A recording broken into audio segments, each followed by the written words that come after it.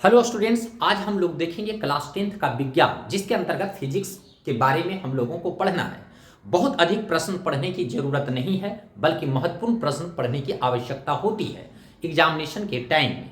तो हम लोग आज फिजिक्स का महत्वपूर्ण क्वेश्चंस को देखेंगे, जो 2 नंबर का होगा।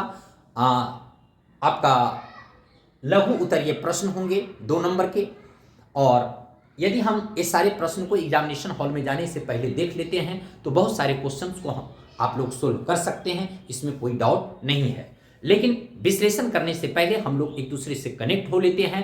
हेलो, गुड मॉर्निंग, नमस्कार, सत श्री अकाल, राम राम, आदाब। आई होप कि आप सभी अच्छे होंगे, मस्त होंगे, तंदुरुस्त होंगे, जबरदस्त होंगे और अपनी परीक्षा की तैयारियों में व्यस्त होंगे। तत्पश्चात श्याम्स एकेडमी की ओर से अमन नमन चमन और मैं श्याम नंदन आप सभी को करता हूं हार्दिक अभिनंदन। हमारे पास क्वेश्चन है कि विद्युत धारा किसे कहते हैं। बहुत इंपॉर्टेंट, मोस्ट वीवीआई क्वेश्चन है, मोस्ट वीवीआई क्वेश्चन है, इसलिए इसको आप ध्यान देंगे, गौर फरमाएंगे। कहता है विद्युत धारा किसे कहते हैं। आवेश प्रवाह की दर को विद्युत धारा कहते हैं। आवेश की प्रवाह की दर को विद्युत धारा कहते हैं। आवेश की प्रवाह की दर को विद्युत धारा कहते हैं। आवेश जो होता है किसी पदार्थ का वह गुण जिसके कारण चुंबकीय और विद्युत प्रभाव उत्पन्न होता है, उसी को हम आवेश कहते हैं। फॉर एग्जाम्पल, हम जब कंघी से बाल को झाड़ते हैं, रगड़ते हैं, तो उसमें इलेक्ट्रॉन प्रवाहित होने लगता है, यानी आवेश का प्रवाह होने लगता है। इलेक्ट्रॉन उसमें क्या होता है, ट्रांसफर होता है। और जब हम उसको कागज के बुरादे के पास ले जाते हैं तो उसको आकर्षित कर लेता है, इसी को हम आवेश कहते हैं, इसी को आवेश कहा जाता है। कहने का मतलब आवेश का एक शाब्दिक अर्थ होता है कि किसी भी पदार्थ का वैसे गुण जिसमें आकर्षण और विकर्षण का गुण मौजूद हो, उसी को आवेश कहते हैं। तो ये जब कागज के बुरादे को आकर्षित कर लिया, यानी आकर्षण करने का गुण आया, इसी को आवेश कहा जाता है। लेकिन विद्युत धारा जो होती है, आवेश उसी के प्रवाह की दर को, आवेश की प्रवाह की दर को विद्युत धारा कहा जाता है। यानी धारा इक्वल टू आवेश बटे समय। जब दर की बात हो तो समय की बात आ जाती है। तो कहने का तात्पर्य हुआ कि धारा जो होगा आवेश बटे समय होगा। धारा को I से सूचित करते हैं, आवेश को Q से और समय को T से, यानी I इक्वल टू QIT भी हम इसको लिख सकते हैं। यहां पर हमने आपको लिख दिया I इक्वल टू धारा, Q आवेश, T समय। इसके बाद विद्युत धारा का SI मात्रक जो होता है कूलाम पर सेकेंड होता है। कूलाम पर सेकेंड इस तरीके से लिख सकते हैं, कूलाम पर सेकेंड इस तरीके से लिख सकते हैं, इसी को हम एम्पियर कहते हैं। यानी विद्युत धारा का जो SI मात्रक होता है कूलाम पर सेकेंड या एम्पियर होता है। और ऐसे प्रश्न आपको ऑब्जेक्टिव में भी मिलते हैं, तो ध्यान दीजिएगा, कूलाम पर सेकेंड भी होता है और एम्पियर भी होता है। तो कोई उसमें एक चीज दिया हुआ रहेगा, या तो एम्पियर रहेगा या तो कूलाम पर सेकेंड रहेगा। यदि आप इतना इस तरीके से लिख देते हो तो 2 नंबर आपको पक्के मिल जाएंगे, इसमें कहीं कोई डाउट नहीं है। तो एक बार इसको जरूर देख लेंगे। दूसरा क्वेश्चन हम लोग देखेंगे कि विद्युत विभव किसे कहते हैं। विद्युत विभव किसे कहते हैं या विद्युत विभव से आप क्या समझते हैं, एक ही बात है। तो आपको प्रश्न ये सब रूपों में मिल सकता है। विद्युत विभव किसे कहते हैं, विद्युत विभव से आप क्या समझते हैं, एक ही बात है, एक ही उसका जवाब होगा। तो विद्युत विभव किसे कहते हैं, एकांक धनावेश को अनंत से, एकांक धनावेश को यानी पॉजिटिव चार्ज को, एकांक धनावेश को अनंत से किसी बिंदु तक लाने में किया गया कार्य उस बिंदु का विभव कहलाता है। फॉर एग्जाम्पल, जैसे देख लीजिए, एकांक धनावेश को मान लेते हैं किसी अनंत से, तो अनंत मान लेते हैं, यहां से एकांक धनावेश को इस बिंदु तक, यहां पर मान लेते हैं Q आवेश, एकांक धनावेश को, ये आपका अनंत बिंदु है, अनंत पॉइंट है। एकांक धनावेश को अनंत से, ये आपका अनंत है, उसका लिमिट नहीं है कहां से आ रहा है। एकांक धनावेश को, एकांक धनावेश को अनंत से किसी बिंदु तक, यानी इस बिंदु तक लाने में जो किया गया कार्य होता है, उसी को क्या कहा जाता है, विद्युत विभव कहा जाता है। एकांक धनावेश को अनंत से किसी बिंदु तक लाने में, एकांक धनावेश को अनंत से किसी बिंदु तक, इस बिंदु तक लाने में, किसी बिंदु तक, ए बिंदु, ए बिंदु, ए बिंदु, कोई भी बिंदु हो सकता है। तो एकांक धनावेश को अनंत से किसी बिंदु तक लाने में किया गया कार्य उस बिंदु तक का विभव कहलाता है। अर्थात विद्युत विभव जो होता है, किया गया कार्य बटे आवेश, जो कार्य किया गया है और बटे आवेश, इसी को विद्युत विभव कहा जाता है। यानी विद्युत विभव को V से हम लोग सूचित करते हैं, किया गया कार्य W से सूचित करते हैं और आवेश को Q से सूचित करते हैं। तो हम लोग लिख सकते हैं V = W/Q, जहां आपका है V विभव कहलाता है, Q आवेश कहलाता है और W कार्य कहलाता है। इतना आपको लिखना है। यदि आप इतना लिख देते हैं तो किसी का मजाल नहीं है कि आपका नंबर काट लेगा, 2 नंबर आपको पक्के मिलेंगे। विद्युत विभव का जो SI मात्रक होता है जूल प्रति कूलाम होता है। विद्युत विभव का जो SI मात्रक होता है वो जूल प्रति कूलाम होता है या वोल्ट, इसी का दूसरा नाम वोल्ट है। यानी जूल प्रति कूलाम को ही हम वोल्ट कहते हैं। तो दोनों आप याद रखेंगे। यानी विद्युत विभव का जो SI मात्रक होता है जूल प्रति कूलाम या वोल्ट कहा जाता है। आप इतना इसको बखूबी लिख दीजिए, सुंदर अक्षरों में, अच्छी राइटिंग में। ध्यान रहे कि एग्जामिनेशन में एक भी क्वेश्चन ना छूटे और किसी भी लाइन पे आप ओवर राइटिंग बिल्कुल नहीं कीजिएगा। ओवर राइटिंग करने से आपका नंबर कटने की संभावना हो जाती है। इसलिए थोड़ा बहुत अगर गलत भी है तो कोई उसको चेक करने वाले शिक्षक उतना मतलब हर एक पॉइंट को थोड़ी देखते हैं, वो तो आपका एक झलक देख लेते हैं, उसी से आइडिया उनको मिल जाता है। बस लाइन बाय लाइन एक एक शब्द का आपका कोई रीड नहीं करते हैं ताकि आपको उससे नंबर कटेगा। इसलिए कहीं कुछ थोड़ा बहुत गलत सलत भी अगर लिखा जाता है तो उसको आप ओवर राइटिंग नहीं कीजिएगा, कट छट नहीं कीजिएगा, इरेज मत कीजिएगा, नहीं तो उससे दिक्कत हो जाएगी। इसलिए फ्रेश राइटिंग, सुंदर राइटिंग में लिखेंगे, आपको अच्छे नंबर मिल जाएंगे। अगला क्वेश्चन है कि विभवांतर से आप क्या समझते हैं? विद्युत विभव और विभवांतर दोनों एकदम नजदीकी मामला है। विद्युत विभव और विभवांतर में बहुत ज्यादा का अंतर नहीं है, बारीकी 2 सूता का अंतर है। इसको हम लोग समझने के लिए ऐसे सोच सकते हैं, समझ सकते हैं कि विद्युत विभव और विभवांतर जो है दोनों ट्विंस हैं, जामा है, अंतर नहीं कर सकते हैं।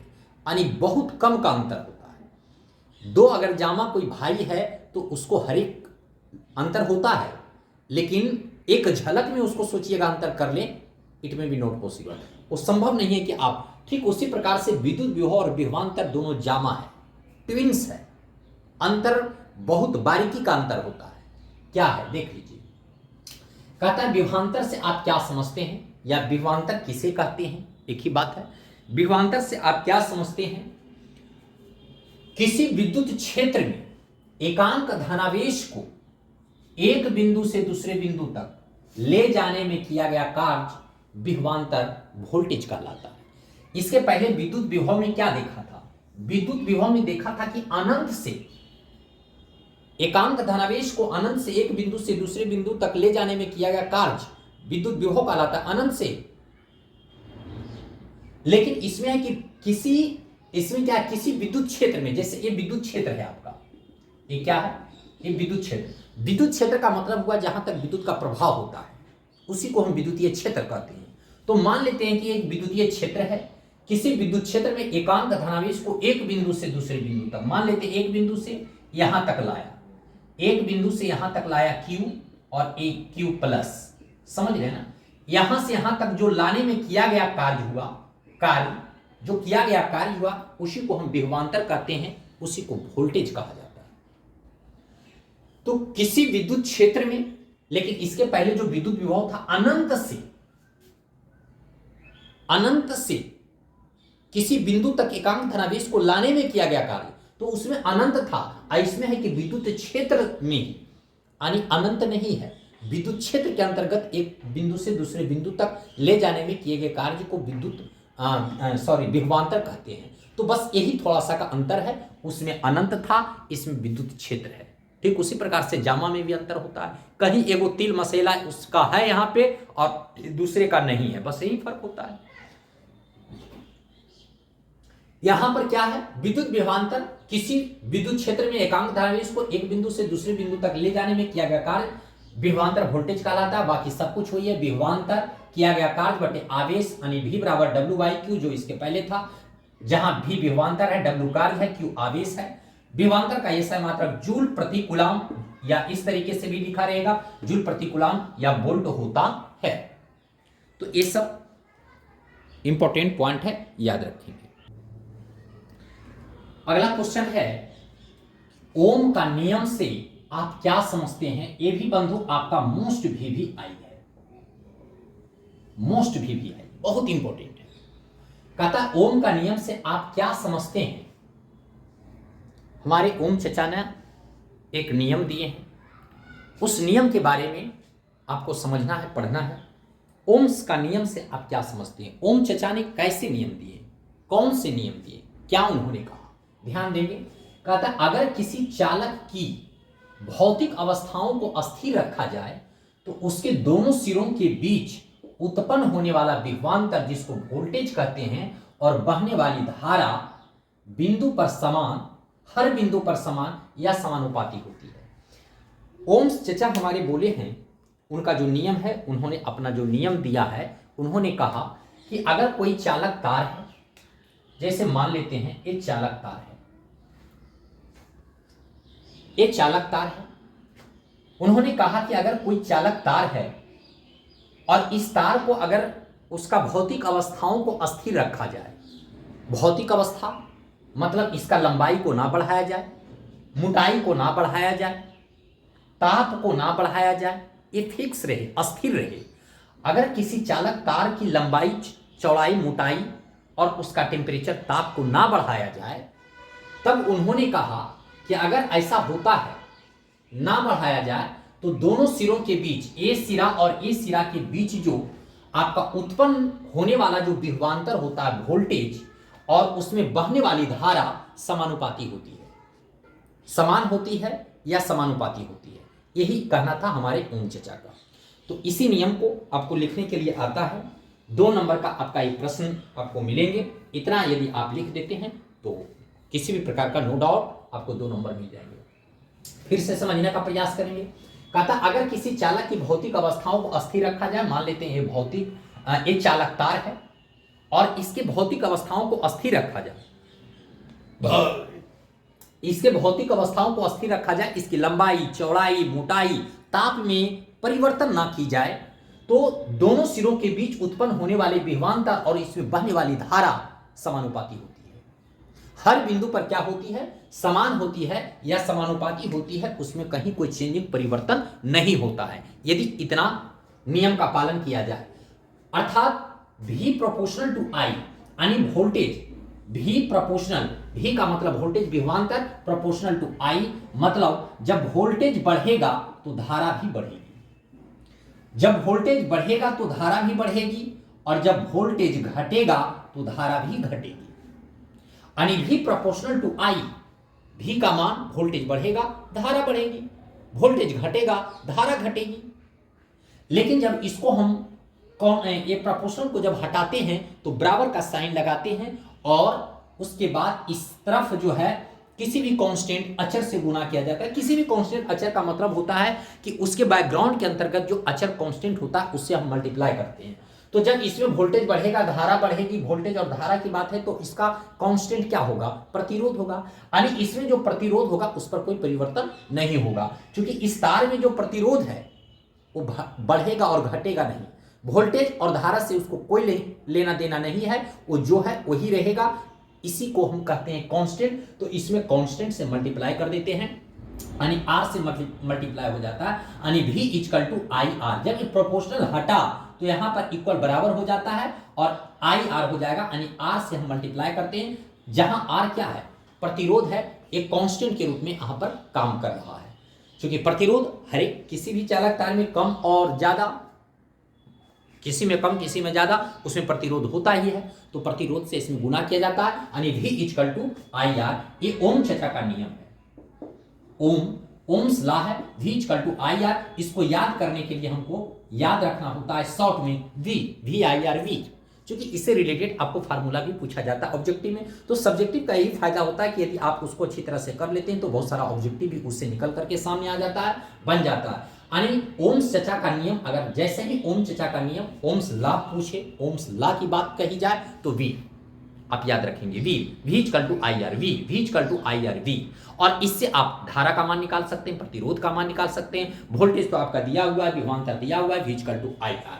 तो ये होता है जहां V विभवांतर, I धारा, R प्रतिरोध कांस्टेंट होता है। दूसरी बात है कि ओम का पूरा नाम जो है जॉर्ज साइमन ओम है, ये आपको पूछ देता है ऑप्शन में, ऑब्जेक्टिव में, तो याद रखिएगा ओम का पूरा नाम जॉर्ज साइमन ओम है।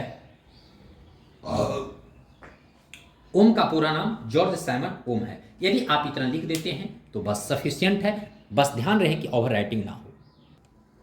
चलिए अगला क्वेश्चन हम लोगों का है दक्षिण हस्त अंगुष्ठ नियम। ये भी मोस्ट VVI है, मोस्ट VVI है, ध्यान देंगे। दक्षिण हस्त अंगुष्ठ नियम या इसी का दूसरा नाम है मैक्सवेल का कॉर्क स्क्रू नियम। दक्षिण हस्त अंगुष्ठ नियम या मैक्सवेल का कॉर्क स्क्रू नियम से आप क्या समझते हैं? तो कहा जाता है कि इसके अनुसार दाहिने हाथ में विद्युत धारावाही चालक को इस प्रकार पकड़े हुए होते हैं कि आपका अंगूठा विद्युत धारा की दिशा की ओर संकेत करता है, तो आपकी अंगुलियां जो होता है चालक के चारों ओर चुंबकीय क्षेत्र की क्षेत्र रेखाओं की दिशा में लिपटी होती है। इस नियम को दक्षिण हस्त अंगुष्ठ नियम या मैक्सवेल का कॉर्क स्क्रू नियम भी कहते हैं। दक्षिण हस्त अंगुष्ठ नियम या मैक्सवेल का कॉर्क स्क्रू नियम क्या कहता है? अगर किसी चालक, मान लेते एक चालक तार है, हम इसको इस तरीके से पकड़ते हैं, बस यही है दक्षिण हस्त अंगुष्ठ नियम या मैक्सवेल का कॉर्क स्क्रू नियम।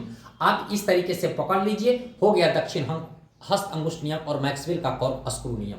कहता क्या है कि जब हम किसी चालक तार को दाहिने हाथ से इस प्रकार पकड़ते हैं कि ये जो अंगूठा बताता है उसकी विद्युत धारा की दिशा को बताता है। अंगूठा विद्युत धारा की दिशा यानी इस तरफ, जब हम ये चालक तार इस तरीके से पकड़े हुए हैं तो ये जो अंगूठा बताता है चालक में विद्युत धारा की दिशा को बताता है, जबकि अंगुलियां जो इस तरीके से लिपटी हुई हैं, अंगुलियां ये विद्युत क्षेत्र, ये चुंबकीय क्षेत्र की दिशा को बताता है। यानी इसके चारों तरफ चुंबकीय क्षेत्र है और ये धारा की दिशा ए है।